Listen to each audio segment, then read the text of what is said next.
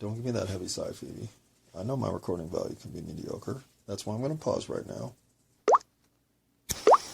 Okay, just running to the restroom, grabbing a Diet Mountain Dew, and, be back in 2 minutes. Okay. So, in the short form that I am most known for speaking, the data points are like this. I never found meaning. I never found stability. I never found purpose. I never found companionship. I never found truth. I never found destiny. I never found God. I never found peace. I found that I got along better with dogs than with humans. I found that I could spend a week in nature by myself and think I had just now started the journey that should last the rest of my life. And yet I desperately wanted the approval of other people. But at some point I felt like, regardless of what you might think of me today, you didn't know me from the rest of my life. And I know that's a paradox we all bring to every situation. No matter what, we can't help but drag everything our life has meant, has been, has experienced, has worked and not worked out into this moment. But this moment, the only reflection of that, the only sensibility of that is mine. It's in my head. It's all me. And nobody I am meeting for the first time looks at me and thinks, hey, coward, self-loathing, quitter. I'm going to guess that you are mostly full of shit, but hard to figure out that it is that way. Nope, that's month 5 through 11. But no, months 1 through 4. Well, yeah, I can sing a song with the best of them. Well, no, I mean I can spin a yarn. I can weave a. Do you weave a tail? Hello, universe. Happy weekend. It is Friday night, the 1st of April. The time is 9:11. Of course it is. 911. I mean, it's 911. No, it's 9:11. Whatever. It's 9:11 p.m. because at 9:11 a.m. I was at friggin' work. Like a good American.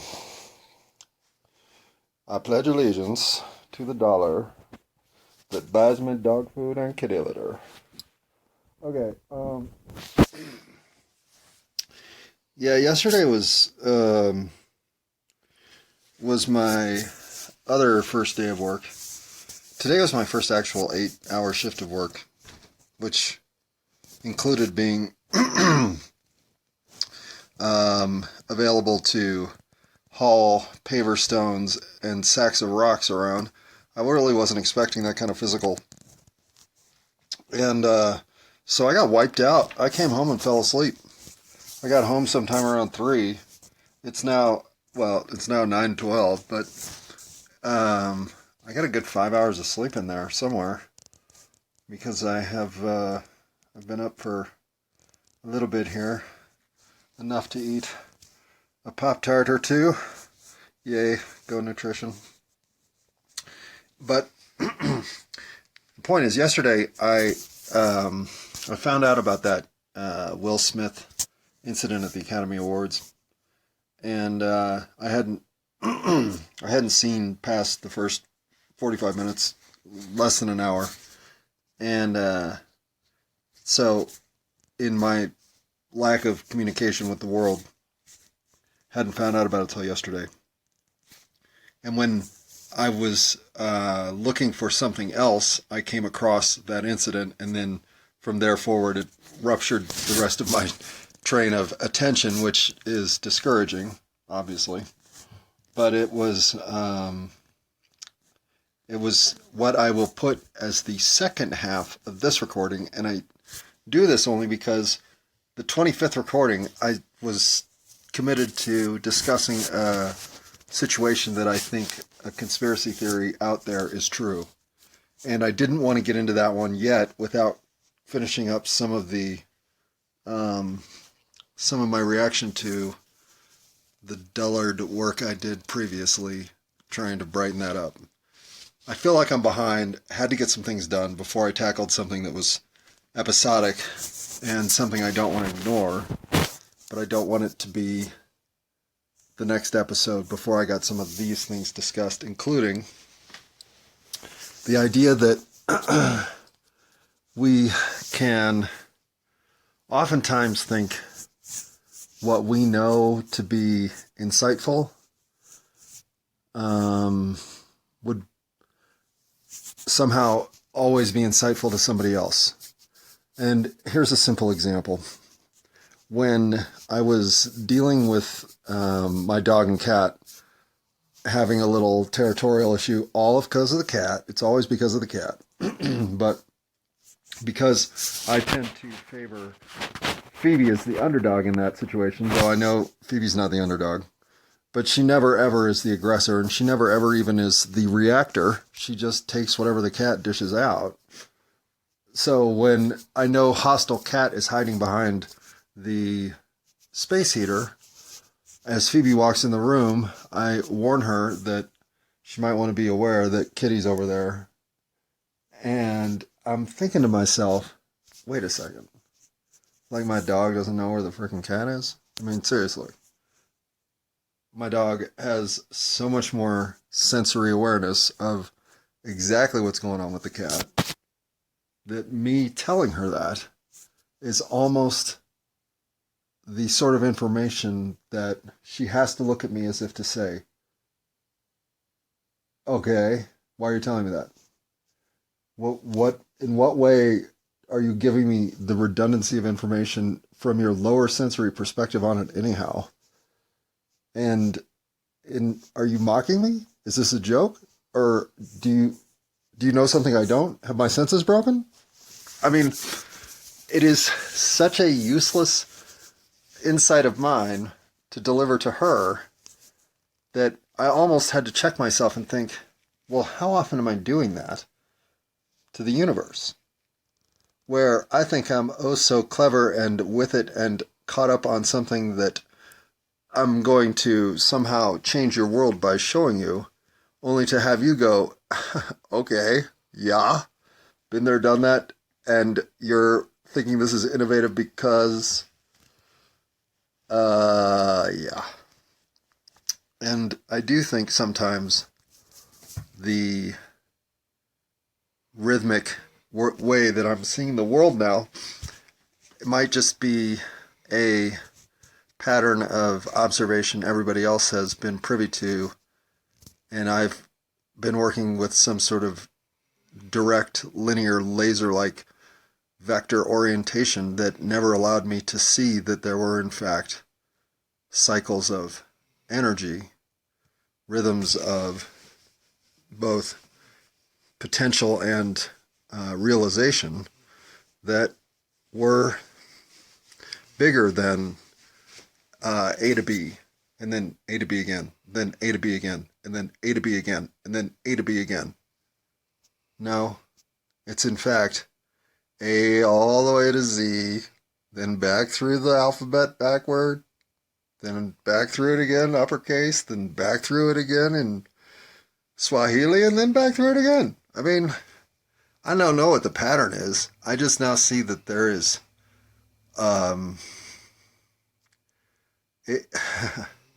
it's as if there's just a halo of activity that the whole structure of our direct action in the 3D universe creates that is leaving marks, at least in real time, in both your immediate circumstance and the one that's influencing about to happen. Now, I don't know how far that influential sphere is available to be known into next week, into next year, into next hour. But I know you can see it in the immediate of the people around you. And I say this because the most fascinating thing about going back to work at a place I've worked at before, and in fact, for the most part, did a good job, just had enough of a time issue regarding my punching clock time to eventually have to be let go. But it did take 2 years of chronic lateness, embarrassingly chronic lateness, for them to finally say, look, that's enough. So to go back into this environment, I'm well liked. I've even been shopping there off and on since they decided to part ways with me. So I've always at least been on congenial terms, but being back now, I can see the people, and there are two things at work here. So I can see the people there in a completely different way, and including the disruptive nature of some of them that I never understood, and now I do. And I'm not going to speak to any individuals, but it's not disruptive as I was perceiving it, because now I see who they are and how their adjustment since I've been gone and back shows me what the disruption mechanism that was in play no longer exists, and it's like they're a different person.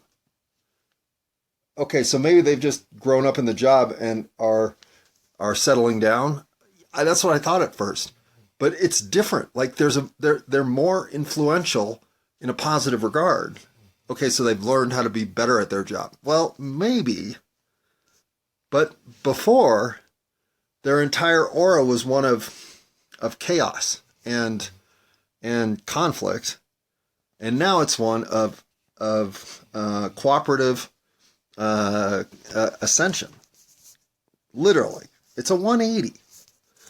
And there's many people who, again, if I were to perceive auras from, say, bright green greatness to bright red anti-socialness,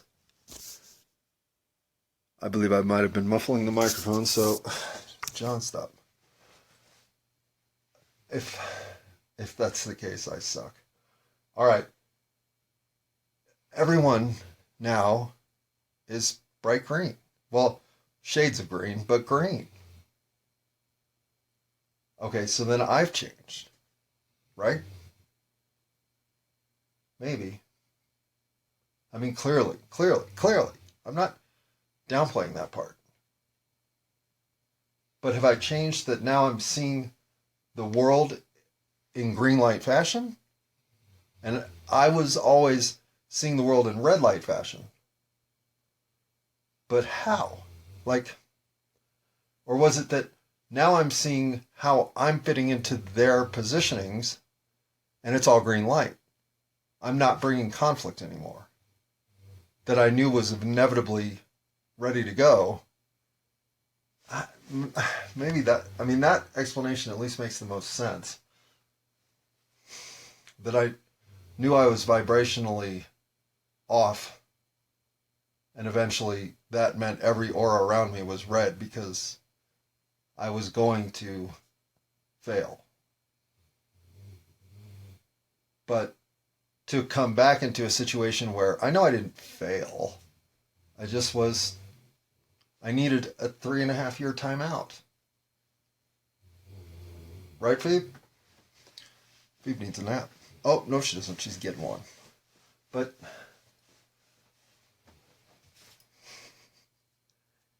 the fact is, I've had that aura with everyone except my one conflict at my last place of work. And it was clear as day that aura was not green. It was clear. But all the other auras there were. And I don't mean that I'm walking around seeing some sort of disk of influence circling everyone's feet like some video game. I just mean that in your interactions with them, the influence you get both to and from, how you leave each other, is positive or negative. And if it's always both positive, then the green around you just continues to intensify because you continue to both gain from the interaction. So not only do you look forward to and anticipate good things from the interaction, but by having that energy going in, you continue to produce it. Well, I never really had that when I was there before. And clearly I know it was my fault. But again, I didn't do anything to change. But I can see clearly how things are different with exactly the same circumstances. I mean, it's like if you need reinforcement that whatever's happened worked and is working, well, maybe that was the point of my NPC interaction at my last job that got me out of there, was that I wasn't going to recognize the significance that a change from within has produced in otherwise pretty favorable circumstances. I didn't go back to this job because I didn't like it. I mean, I don't like any job, so let's be fair. But that's like because I'd rather not be working. But I admit that I do have to work, so this is good for me. I was fine with this. But it's turned out to be the sort of insight of, wow, I'm in a completely new universe from having changed myself enough to start elevating my relationships all around me. And here is a litmus test that I can't deny. Okay, so it's only been 2 training days, so 2 4-hour shifts at a computer with some bathroom breaks and 1 shift on the floor. Yep. But it's been a whole lot of people coming back and saying, not just good to see you, but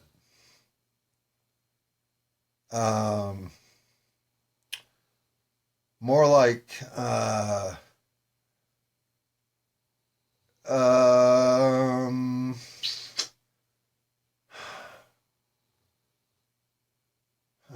I don't know. More like they know it's going to work. Like, I don't know how to put it. When I can feel circumstances are working out for everybody I'm around. But especially the 3 people with whom I had the most contact today, I just could tell that the next 6 months with them are going to be great. So if there's no other outcome that this more available, more forgiving, more kind, and more understanding version of myself has noticed, well, it's in these moments where I can't help but see from A to B how many things have changed for the good, and the one variable in there that can't be looked at as anything other than the reason is me. And I'm just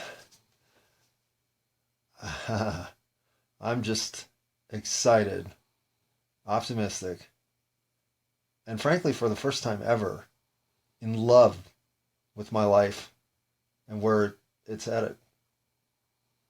So, I know for a lot of people that would sound crazy, considering the obstacles I'm still going to climb to get where I want to be.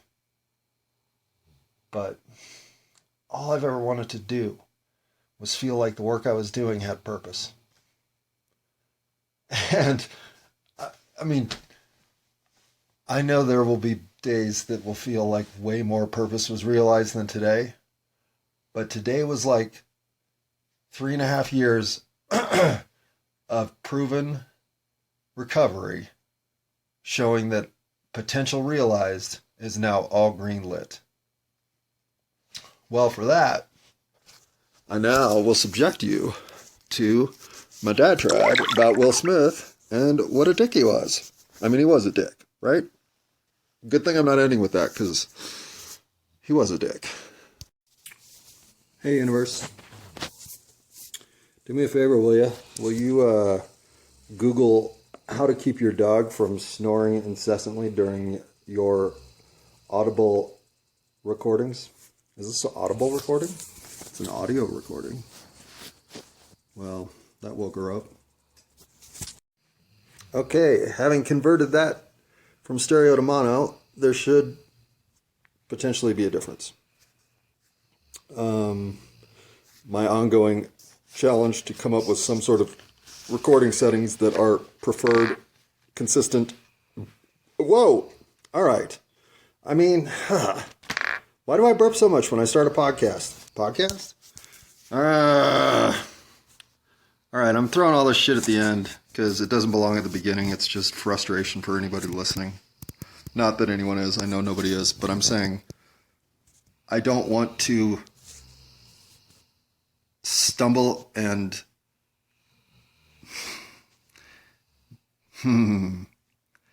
pointlessly wander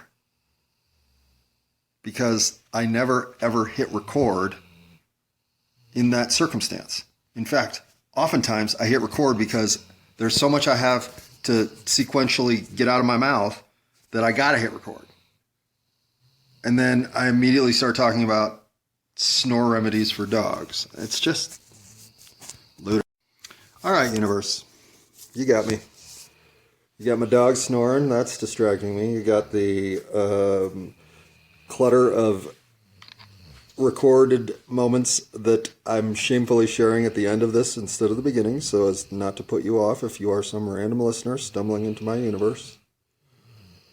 Well, if that's who you are,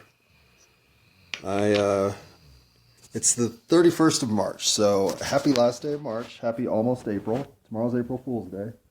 I have thought of no shenanigans for April Fools. As a matter of fact, there's a holiday that I should totally be into that I don't know if I've ever celebrated more than twice. And by that, only taking advantage of something that offered itself in real time because it happens to be the first.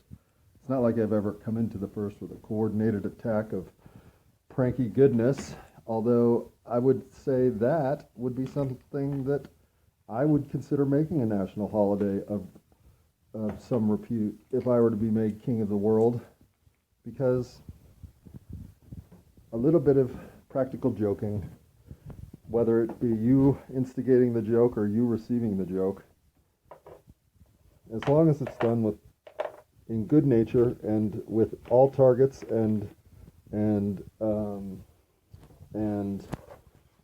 personal implications stripped from the process, well, let a case of eggs fall on my head or whatever you can come up with, and let me be a big enough person to laugh in the moment. But what qualifies as a practical joke versus what qualifies as a straight up assault is that is not a slippery slope.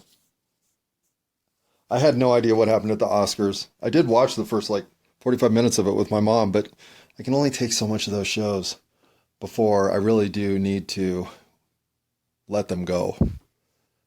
And I don't mean to be a snob about award shows, because until 7-10 years ago, I not only watched them, but I would wager with a friend of mine in New Hampshire, friendly wager, nothing of any consequence, but we would actually go through, make our picks, send them back and forth, and see who could predict the most successful Oscar winners. This is when I still went to see movies.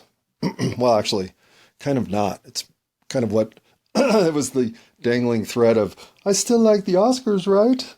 Even though I haven't seen any of these movies, I don't know what to pick here. Well, I'll pick Dune. The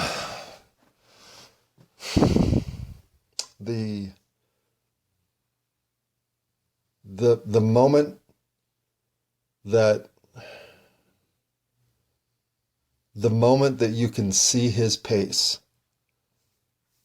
And I speak of Will Smith in his reaction to what Chris Rock had to say, which I'm 100% against Will Smith in this scenario. But I know Will Smith broke. Like, Will Smith's been broken for a while. I'm not sure what broke him or when it happened. But Will Smith is where I'd have been if I'd have been in the wrong enabled circumstances to get the wrong circumference of influence to put me in a position to do what I think is maybe the dumbest thing I've ever seen someone do.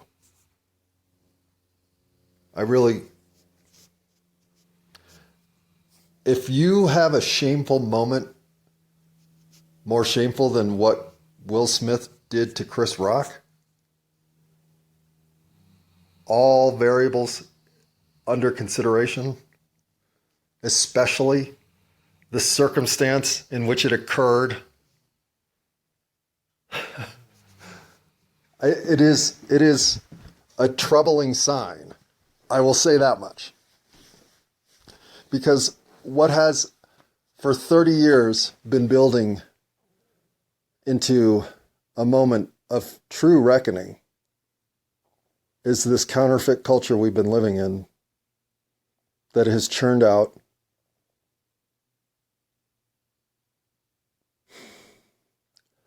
too many people living not as themselves. And I put Will Smith on the pedestal as example A of our current society's most not living as himself person, Mr. Will Smith. And it could be that Jada Pinkett Smith deserves to be ahead of him in line. She certainly deserves to be, if nothing else, bringing him a milkshake blended in comeuppance.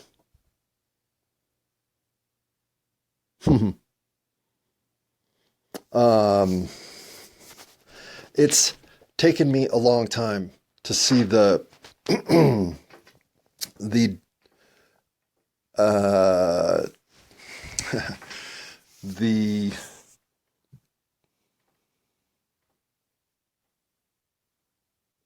abusive? Is that what it is? Oh, I'm having a hard time figuring out how to quantify the level of disregard and disdain Hollywood has in general for humanity. They have taken what we are the most prone to as a species, storytelling, coupled with vibrant imagery. We're talking about the most manipulative medium ever known to mankind. And they've turned it into superheroes and Schadenfreude. And for a different letter of alliteration, let's pull what? K out of the... No, not K. Don't make me... K. All right, K it is. They have reduced our favorite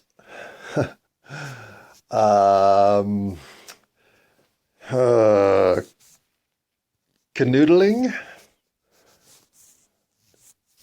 They've knifed it into Kit Kats and clusterfucks.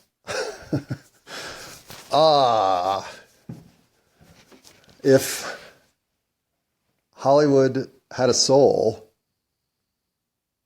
we wouldn't be here. And I feel for Will Smith, I really do.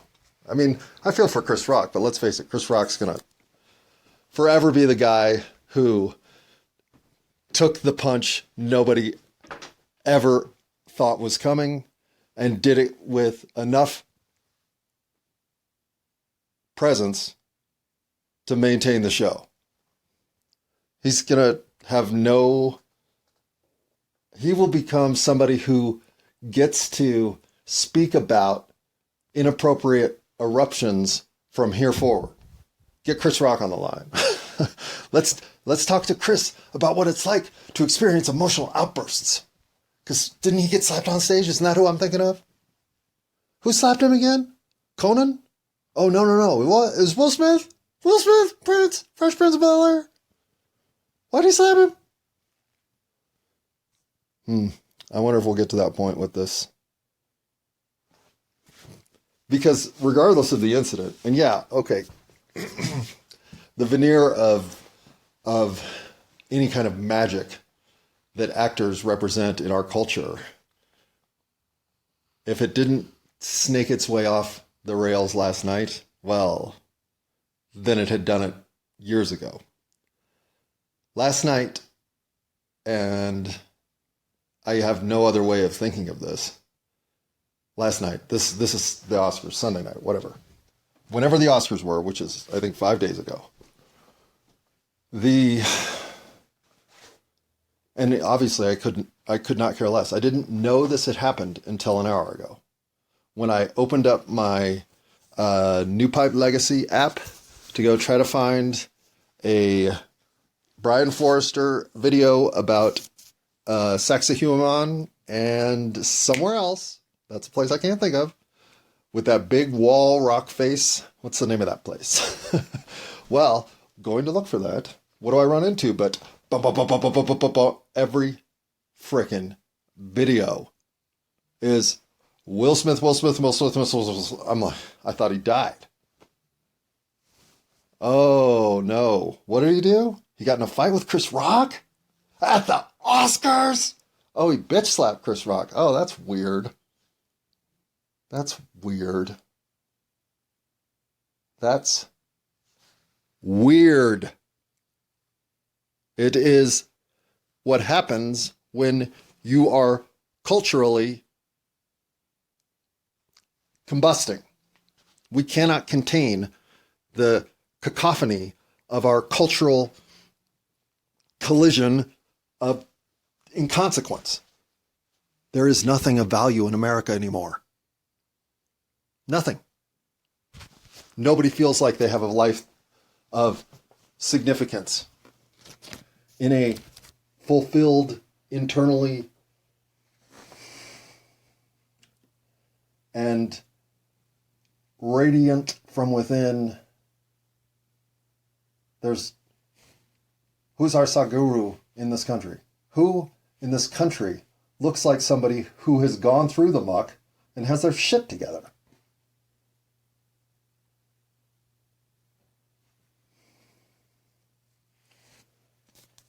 I don't know. I don't even know if recording now is smart. I don't think it is. But how about we just don't think about how broken we are at large? But I'll tell you this much. If this doesn't prove exactly why I need to put a freaking picnic table and 2 chairs up that says offering kindness, understanding, and forgiveness, well, I think Will Smith just proved my point. If you're going to live in a world that's going to be nothing but a competition to see who's got the most to throw in the game to achieve an outcome that once you realize it, well, who didn't dream of at least some point in their life winning the Oscar? And the best actor goes to, and best picture is The Life of John. Best director, John. Best actor, John as John. Best supporting actor, John. No, we gave that one to Daryl.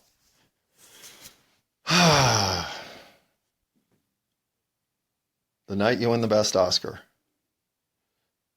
And you want to talk about surreal. I can't really watch the assault. I did watch it once. That's enough.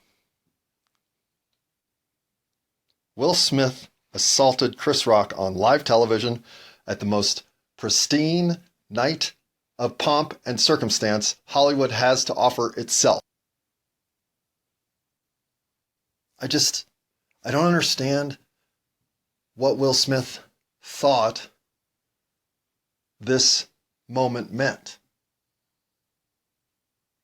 Was he so out of control?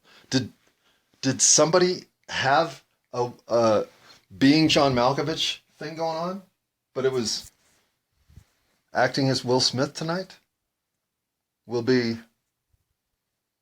who? Who's that? Irascible. Unpredictable. Mike Tyson? Back in his Robin Givens days? Wait, Robin Givens? Was that her name? Boy, there's some, who knows, Mandela effect. It reminded me of the level of brutality, and that's not a fair word. It reminded me of the same violent initiative that it was to watch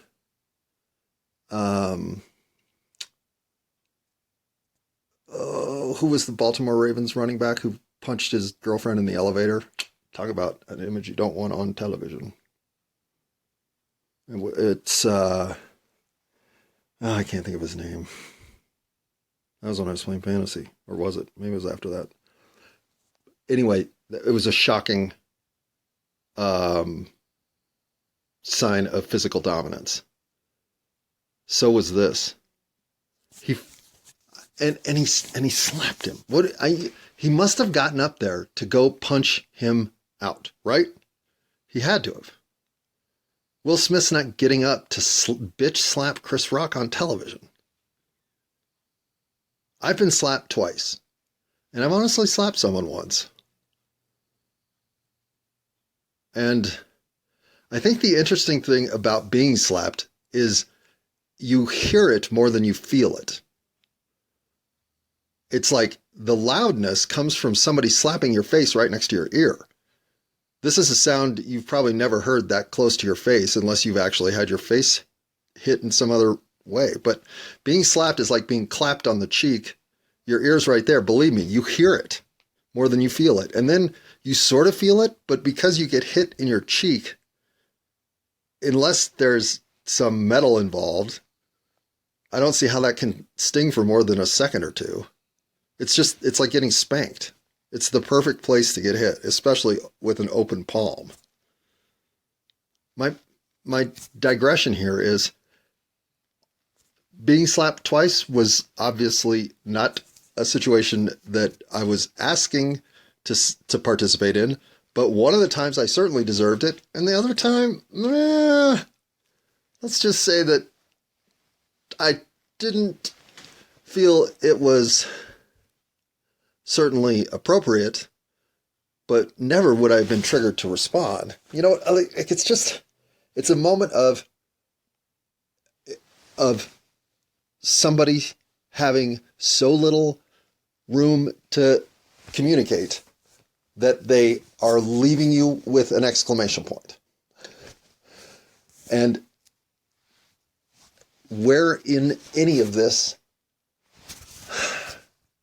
does Will Smith's process make sense? It's as if Jada Pinkett Smith had a mind control gun that she was using on Will Smith to act out an unjust frustration toward Chris Rock. The joke was mild. Is there room for misinterpretation and thus a slight of my pride and my woman and all that shit? Which I'm not trying to dismiss, because I think there's real value there, and I think there's definite value for standing up for the people you love, especially if you think that there is a line being crossed in relation to them. Can that trigger you into a moment of even, I don't even know what I was thinking reaction? Of course it can. I mean, what do you think crimes of passion are? But this is the Oscars. You're nominated for Best Actor, if not the favorite, if not going to win the award. If you don't think a couple of jokes are coming your way to one of the most visible families, to the point I know that kid's name is, what is that kid's name? Uh, Smith.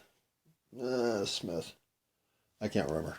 Anyway, I can picture him, and he's got a sister, and they make out with each other on Oprah or something. I mean, at some point, you have jumped the shark of your own existence. You think you're a movie role. You think there's a script written that you're playing the part, which ironically is true, but it's not something you arrive at through insecurity, self-loathing, and the veneer of a Hollywood life. No, you come to understand the role you're playing by looking inside and figuring out who you really are and how that timelessness fits into this 3D reality. That's the role. And believe me, it doesn't make you bitch slap Chris Rock on stage.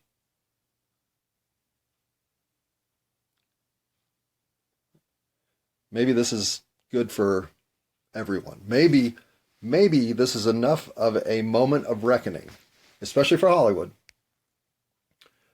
to look at themselves and say, okay, we just had, unless this is all scripted, by the way, which it could be. I'm not in any way saying this couldn't all just be horseshit, just made up for the moment.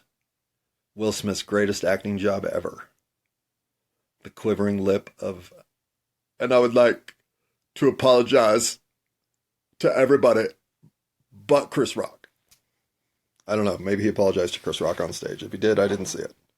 And I didn't see him apologize to anybody but the Academy and maybe the people in the room. But whatever. It is a moment that why it scares me and why it gives me hope. It scares me because here is somebody who, as our culture reveres success, has achieved some of the most successful outcomes possible for a life lived by American consumerism culture values. Will Smith is up there with Eddie Murphy and Samuel Jackson, and who am I leaving off the list of truly most successful black men in Hollywood? He's on the list, if not number one. And he's so unhappy with his circumstances that he bitch slapped Chris Rock on stage on live TV at the Oscars on the night he won Best Actor. You couldn't write this in a fictional sketch because it's too absurd for the public to buy into. And what I will say is I noticed how quiet and hopefully self-reflective the entire rest of the room was at that moment, and from there on, I would assume, because you could hear a freaking pin drop. And when he laid it in with the profanity, it was as if not only am I broken, but somebody needs to come and put me away. And that scares the shit out of me. Because Will Smith lost it. He did it in a way that nobody got hurt beyond pride, ego, and circumstance of whatever the courts want to wring out of this. But he lost it. One of the most successful stories in American culture can't keep his shit together the night he's being presented with an award that is the pinnacle of his career. Scares the shit out of me.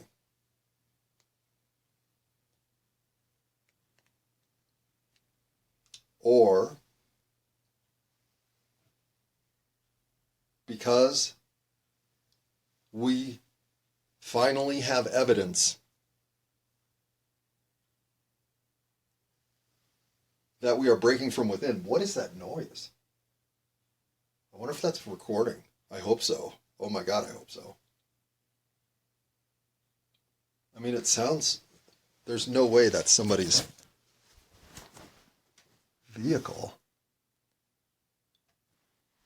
Hang on.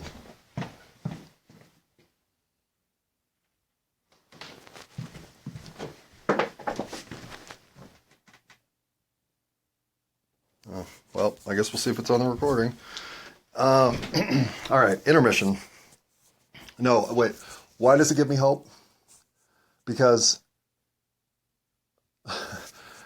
Hollywood, on its most important night, where it is inconceivable that a rupture from within would be the story, well, if that's not a rupture from within, if that's not the patient screaming out, I don't know how to ask for help, but I'm in desperate need of an intervention, offering kindness, understanding, and forgiveness. It's what I do.